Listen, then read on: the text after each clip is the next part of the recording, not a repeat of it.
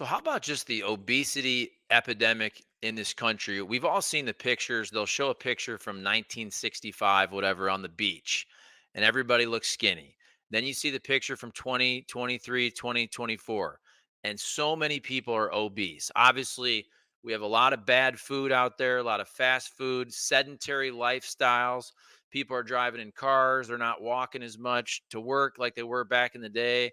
I mean, how do we turn this thing around? It does really seem like, man, I've gone out sometimes. You go to I don't know, an amusement park or something. You just go out in public, and sometimes, and look, I need to lose a couple pounds myself, but sometimes it is pretty astonishing when you look around and you do see how heavy we are as a people these days.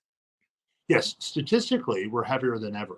And the advent of all these different interventions that people are desperately seeking to try to change the tide. I think that if those things were the answer, we wouldn't see the problem you're describing. I think that the problem you're describing is complex, but at the same time, its resolution is quite simple.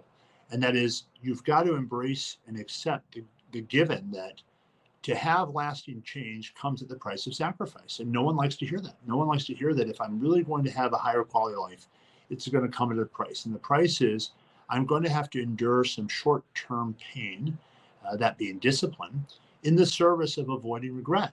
So I don't end up 50 years old on a host of medications, having had a stent put in because I had a cardiac event, so on and so forth. So the way we change this is first and foremost becoming more present with where we each are in terms of what we're feeling.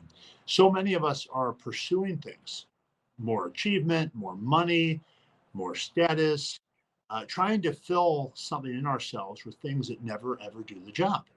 And for a lot of people, because of, as you said, the convenience, the accessibility, uh, the poor quality of many of the options that people have at their disposal, they're doing that using food. It's a state changer. Food changes your state, just like alcohol does.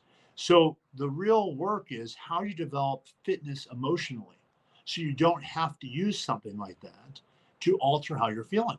When you can learn better strategies, when you can outgrow that type of strategy, you're no longer imprisoned to that substance.